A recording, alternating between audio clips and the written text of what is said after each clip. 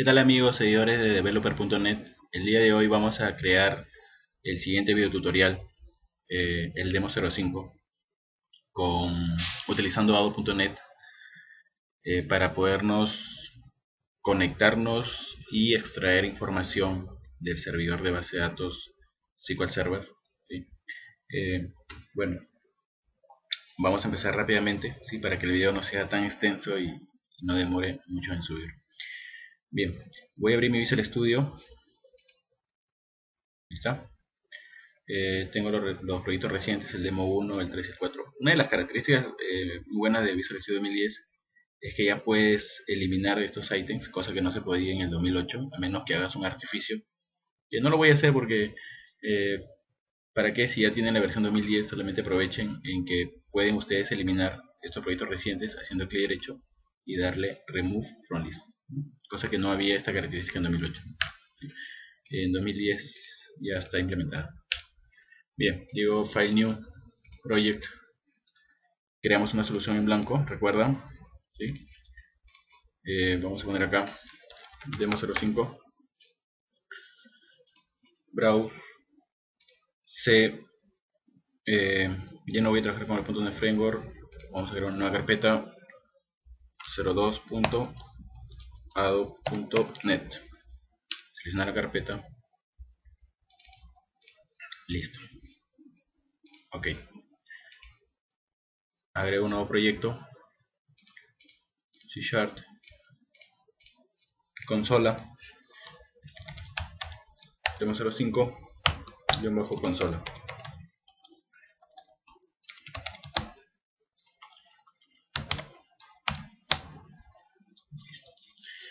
Bien, a ver, en SQL Server voy a abrir mi base de datos, me voy a conectar al servidor SQL, ¿sí? En este caso me está pidiendo las credenciales para poderme conectar, y estas credenciales son parte también cuando yo me quiero conectar desde mi aplicación cliente, en este caso de una aplicación consola, Windows, ASP.NET, Mobile, ¿sí? Las mismas credenciales son las que se van a enviar por red para conectarme con este servicio del servidor de base de datos SQL Server 2008. Entonces, por ejemplo, tengo que especificar el nombre del servidor, que es localhost o un punto, ¿sí? El tipo de autenticación, yo recomiendo siempre utilizar Windows Authentication. ¿Por qué? Porque las credenciales son las que viajan encriptadas, ¿sí? Y son las que se utilizan, las credenciales son las que se utilizan cuando el usuario se loguea a la máquina. ¿Ok? Entonces le doy conectar. Acá tengo base de datos. Lo que voy a hacer es, he descargado una base de datos de internet. Una de ellas es Norwin y Paps. No se preocupen que en la fanpage, cuando pongan el enlace del video tutorial, ¿sí? Voy a colocar también el enlace para que ustedes descarguen la base de datos, ¿sí? Estos archivos. Entonces lo que hago es simplemente arrastrar esto al SQL Server y acá está todo el script de la creación de la base de datos. Le doy a ejecutar. Recuerden que cuando creen una base de datos siempre tienen que estar ubicados en la base de datos master, ¿sí?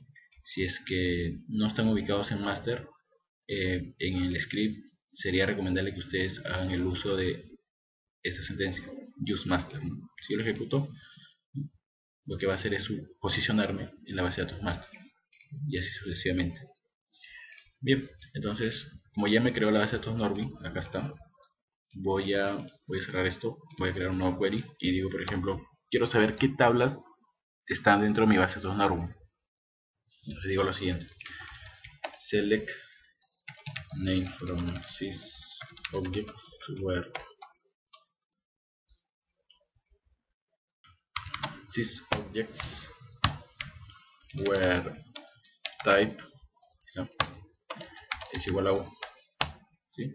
La U para poder obtener los objetos, ¿sí?, que han sido creados por el usuario. Es por eso que pongo la U, ¿sí? F5, ¿sí?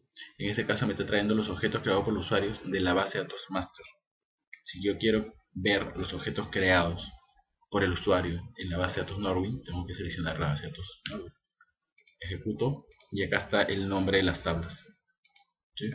Bien, voy a aumentar un poco la fuente, de repente no se ve bien. 18. Está bien. Listo. Entonces ya tengo esto.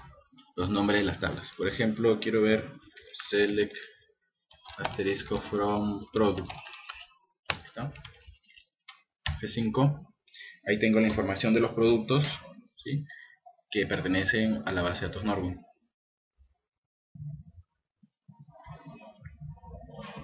Bien, entonces, a ver, ¿qué más? Tengo como clave primaria el product ID, que es el código, ¿sí?, el ID, el nombre. Estas son las claves foráneas, ¿sí? Si es que no saben lo que es una clave foránea, les recomiendo que busquen en internet que es una clave foránea, que es una clave primaria, ¿sí?, que es una columna de identidad. Por ejemplo, en esta tabla, ¿cómo podemos saber si es que existe una columna de tipo de identidad? Solamente puede existir una columna de identidad por tabla. Es simplemente hacer lo siguiente, ¿no? sp-help products, y con eso estoy viendo la estructura de la tabla. En este caso, por ejemplo, si observo acá, me dice que hay una columna de identidad y esa columna es el product ID. ¿Sí? Eso quiere decir que la columna product ID es autogenerada. ¿En qué valor se autogenera? Como primer registro se autogenera como 1. Y el siguiente registro que se autogenera va a ser la incrementación de este valor, pero en 1. ¿Sí? A ver, hacemos un ejemplo ya de cómo crear columnas identity colocando otros valores. A ver, create, voy a crear una tablita, create table alumnos. Voy a poner código que va a ser un entero y va a ser una primary key, y además va a ser una columna de identidad que inicialmente va a tomar el valor de 100 y se va a incrementar a partir del segundo registro que yo ingrese en 50. O sea, si yo registro el primer registro va a ser 100 y el segundo registro va a ser 150 y el tercero va a ser 200, y así sucesivamente. El nombre del alumno va a ser un bar chart de 30, por ejemplo. Listo. Creamos la tabla y hago el insert into alumnos.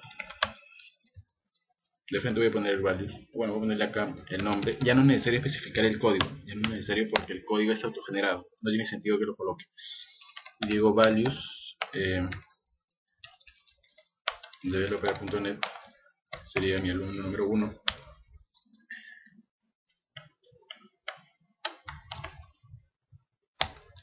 Ahí está.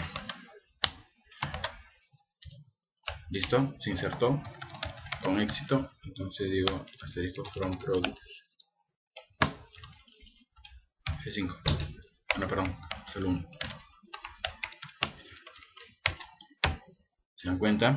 El primer registro que se ha autogenerado como código es 100. Bueno, voy a insertar el segundo registro. Entonces el siguiente sería 150. ¿Sí? Normalmente esto lo utilizan cuando crean software para pequeñas empresas, no sé, una bodega. Quieren que el número de la boleta no se parezca como boleta número 100, 150, 200, 300. Listo. Si quieren ver la información de alumnos, podrían hacer al F1, ¿sí? Y verán que la columna de identidad es código, ¿sí? Y su valor inicial es 100 y se va a incrementar en 50. Esto es lo que hemos visto anteriormente. Bueno, pueden utilizar el ALF1 seleccionando la tabla alumnos, o pueden utilizar el sp-help products. ¿Por qué sé que ALF1 me vuelve la misma estructura, el sp-help? Porque acá en Tools, Options, en Keyboard, yo tengo que, al presionar el F1, estoy invocando el stop procedure sp-help. ¿Sí? Si es control 1 es sp-who, quién está utilizando el servidor, quién son los usuarios que están utilizando el servidor actualmente, ¿no? Y sp-look para ver algunos bloqueos. ¿Okay? Listo. Entonces, perfecto. Si quieren comentar este código, okay, voy a presionar control R para sacar este panel de resultados. Si quieren volver al panel, control R. ¿Listo? Si quieren, por ejemplo, mostrar la lista de productos, aparece en grilla. Si quieren que aparezca en texto, control T, F5, es el texto. Si quieren volver a grilla, control D, de drill, ¿sí? Y aparece en modo grilla. Bien. Si quieren comentar, seleccionan lo que desean comentar, control KC, ¿sí? Control KC de comments. Y para descomentar sería la 1 de uncomment. Bien, entonces estas cositas son básicas.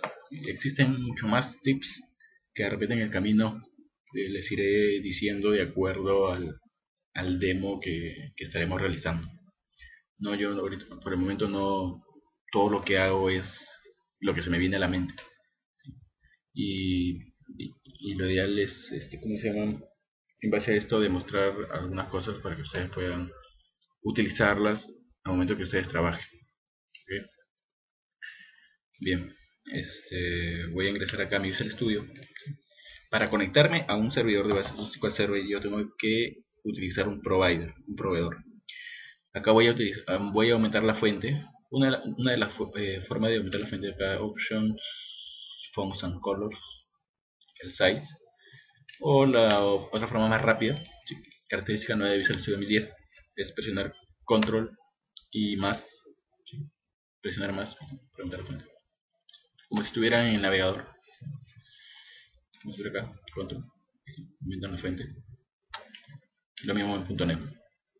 Qué bonito. Listo, entonces acá hacemos using system.data.sql client. El SQL client es un proveedor que me va a permitir conectarme desde una fuente de base de datos SQL Server 2000 hacia adelante, 2000, 2005, 2008, 2012. Si quieren utilizar versiones anteriores de la 2000, van a tener que utilizar el OLEDB, ¿sí? OLEDB. Y si quieren utilizar, no sé, pues un Oracle, lo ideal sería que se bajen el provider de Oracle, ¿no? Pero también se pueden conectar mediante un ODBC. Con un ODBC me puedo conectar con cualquier fuente, ¿sí? Pero en este caso, con ODBC podría conectarme con un SQL Server, sí, pero lo ideal sería utilizar el SQL Client, ¿sí? Porque es un namespace especializado para SQL Server y es mucho más optimizado, ¿sí? Bien, entonces hago lo siguiente. ¿Cómo me conecto? Tengo que crear obviamente una conexión, un SQL Connection. Un SQL Connection, cn es igual a new SQL Connection. ¿Listo? Los parámetros de la cadena de conexión son los siguientes. Server es igual a un punto, database es igual a Norwin, que es el nombre de la base de datos. Norwin Integrated Security es igual a true o SCPI, ¿sí? Cualquiera de los dos. Listo. Voy a poner acá.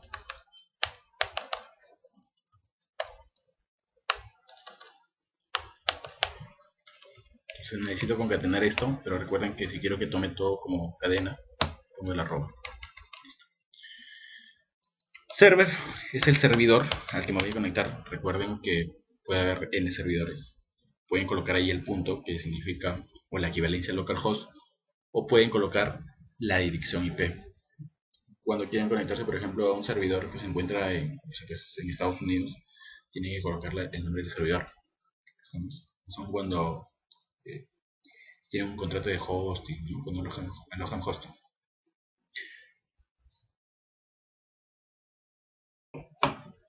Database es el nombre de la base de datos. Recuerden que en un servidor pueden haber n bases de datos, pero la extracción de la información, así como la ejecución de comandos, tiene que ser sobre una base de datos específica. Entonces es por eso que colocamos el nombre de database. Recuerden que en versiones anteriores, en Visual 6, Visual Basic 6, para conectarnos a una base de datos, en vez de server, era data source, ¿no? Data source. Data, espacio, source. Ahora en .NET, ya de la versión ya 2003, se ha abreviado la manera de cómo conectarnos a una base de datos para obtener una mejor manera de acordarse de los parámetros. servidor de la base de datos. Database en versiones anteriores era initial catalog, ¿sí? Catálogo inicial, sería el nombre de la base de datos. Ahora ha cambiado, va a ser más abreviado, ahora es database. Y para la seguridad integrada de Windows es Integrated Security, es igual a true. Entonces cada vez que te pregunten, siempre, ¿cómo se llama? En las empresas cuando te dan una evaluación, a veces te dicen, no es necesario que te den el Visual Studio y programas, sino en una hoja de papel te dicen, quiero conectarme a una base de datos de SQL Server, coloca tu código. Entonces, si tienes la práctica, definitivamente que esto lo vas a hacer de manera rápida, pero eso sí, tienes que acordarte los parámetros de la cadena de conexión. ¿Estamos? Siempre he notado que cada vez que, por más que le digo, la siguiente clase viene y no se acuerdan. Entonces, esto es muy importante. Bien, entonces, por ejemplo acá, ¿cómo verifico de que puedo conectarme al servidor de base de datos? Simple, utilizo los métodos de la conexión. Hay dos métodos muy importantes, uno que es el open, ahí está, punto y coma, y el otro que es el cn.close. ¿Cómo puedo ver los eventos de la conexión? Por ejemplo, el estado de cambio. Puedo programar, por ejemplo, el evento StateChange, el estado de cambio de un objeto, en este caso de la conexión. El estado de cambio de un objeto podría ser de pasar a un estado cerrado a pasar a un estado abierto, ¿no? O viceversa. Si estamos con la conexión abierta, podemos pasar de la conexión abierta a pasar al estado cerrado. Para eso tengo que programar el evento StateChange. Por ejemplo, cn.StateChange es un evento. ¿Cómo lo defino? Pongo más es igual y digo créame el StateChange. Ahí está. ¿Sí? Entonces acá lo que hago es simplemente digo consola.runlines ¿cuál es su estado original? ¿Sí? O sea, en primera instancia, ¿qué estado tiene? Y lo voy a concatenar con, a ver, un tab t. Ya me imagino que deben saber que es el backslash t. Es un tab horizontal más l.current state. Okay. Por ejemplo, en primera instancia, cuando yo instancio la conexión en qué estado está. ¿Está abierta? No está abierta. Solamente la he declarado, pero está en estado cerrada. ¿Okay? Entonces, cuando yo haga el cn.open, entonces automáticamente estoy abriendo la conexión, o sea, estoy cambiando de estado de cerrado a abierto. Entonces, ese cambio hace que se ejecute el evento cn.StateChange, ¿sí? Ya que lo hemos definido acá. Ahora, cuando se ejecute esta línea, ¿qué es lo que va a suceder? Va a cambiar el estado de estado abierto a cerrado. Entonces, por lo tanto, el evento también se va a volver a ejecutar. Lo podemos comprobar acá. Ahí está. Cuando hice el open, se ejecutó este evento. ¿Cuál es el estado original? Closed, es correcto, ¿sí? Porque actualmente está cerrada. Y el actual estado es que es open, porque ya mandó las credenciales y el servidor de base de datos le dijo, ok, ya recibí tus credenciales, entonces tienes acceso al servidor de base de datos. Entonces, tu conexión va a ser abierta. Perfecto. Entonces, pinto esto en la consola y de ahí, miren, ejecuto el cn.close y automáticamente se va al StateChange, porque está cambiando el estado abierto a cerrado. F11 y listo, ¿no? Control Shift F9 para eliminar todos los breakpoints, F5 y ahí están. Ahí se cierra porque no hemos puesto el console.relined de coma. F5, ahí está. De cerrado pasa a open, de open pasa a cerrado. Perfecto. Bien, entonces este código de acá lo voy a comentar. Pues vamos a hacer otras cositas más interesantes. ¿Qué más tenemos con la conexión? Abrimos de todas maneras y digo, por ejemplo, cn.get esquema. Voy a traerme el esquema de la base de datos, en este caso las tablas que pertenecen a la base de datos normal. Entonces digo acá, el get esquema que me devuelve. Ustedes siempre tienen cuando digan cn.getSchema, tienen que almacenarlo en una variable para que puedan trabajar con ella. ¿Sí? De nada sirve de que llame cn.getSchema, se ejecute lo que está dentro del método getSchema y no devuelva nada. Entonces diga getSchema, que es lo que devuelve un data table. Un data table es una representación de una tabla en memoria que se encuentra dentro del system.data. Entonces, ¿qué es lo que hago? Hago el using system.data y hago lo siguiente, ¿no? Data table tbl tablas es igual a cn.getSchema, paréntesis, el nombre de la colección. En este caso quiero traer de la colección Norwin, quiero traerme el esquema de las tablas. Bien, a ver, hacemos lo siguiente ya. Vamos a depurar esto.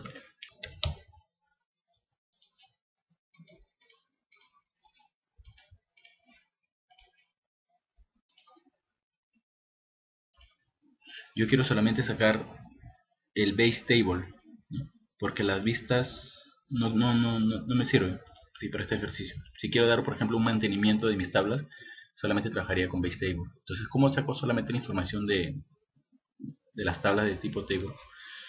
Entonces hago lo siguiente. Por ejemplo, creo una vista de datos, un data view, db es igual a tbl tablas punto default view, y digo db punto raw fighter, ¿no? Creo un filtro y le digo que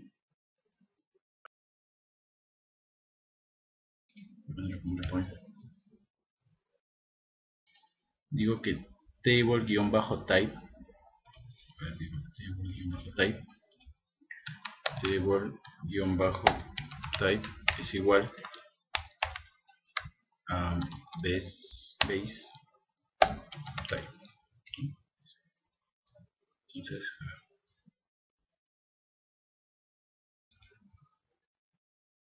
base table.